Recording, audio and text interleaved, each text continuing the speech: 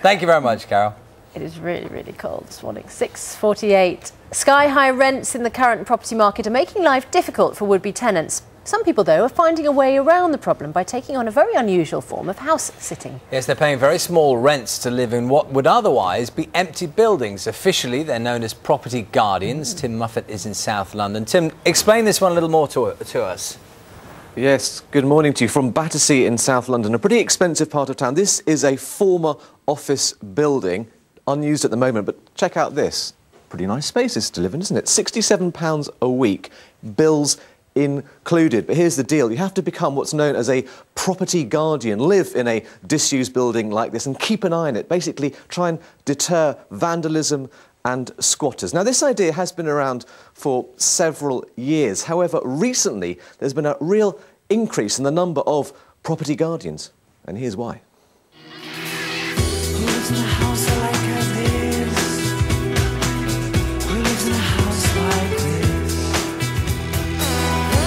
2007, when we first reported on a new phenomenon: property guardians. People living in empty buildings paying very low prices. Squatters and vandalism were less likely. Bargains could be had. I'm paying £60 a week. Yeah, of course. With the property boom at its peak, it was an affordable way for some people to find a temporary home. Since then, we've had a recession, a collapse in interest rates and a fall in house prices. So you might think the need for a property guardian scheme has gone away, because for many, housing is more affordable. But it hasn't quite worked out like that. Musician Andrew Fairclough is living in a former church in Hertfordshire. It's 60 quid a week, including bills.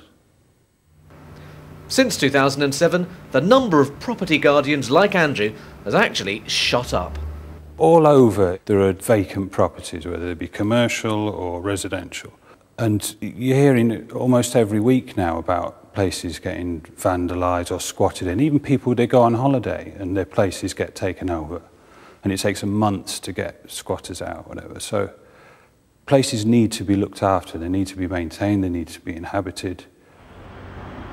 Not all properties are this spectacular. Some are just flats that can't be sold. And all tenants can be asked to leave at short notice. In Andrew's case, 14 days. A building like this could be sitting there waiting to be sold for months, even years in this sort of climate. So the buildings sitting empty have increased. They're not selling, and hence there's more need for guardians in buildings across the country. Shouldn't we be thinking more about building more low-cost housing for young people rather than this approach?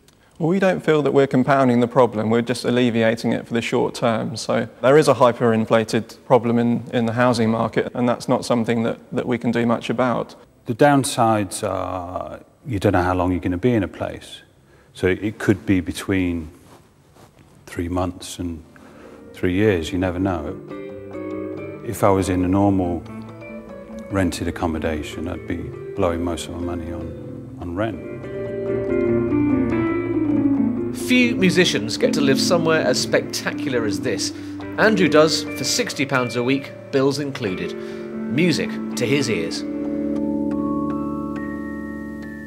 There are some other ground rules as well. No pets, no families, and of course there is the uncertainty as to how long you're actually going to be somewhere. Chris, this is your place. It's pretty nice, isn't it? You've been a guardian for 5 months. How do you find it? It takes some getting used to.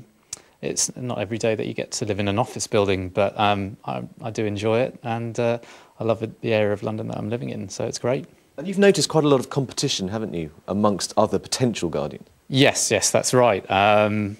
I suppose any area of London where you get to live for £67 a week, you're going to get a lot of interest, and I definitely get that when you move into a building like this. Okay, Chris, thanks very much indeed. Well, as you can see, for this part of town, it's a pretty good deal, and this scheme doesn't just operate in London, it's all across the country. The main fear really for people who own buildings like this is squatters, because in England and Wales it is still not a criminal offence, believe it or not. It is in Scotland, and clearly if you've got someone living in a building, keeping an eye on it, it is thought that the chances of squatters coming into it decreases.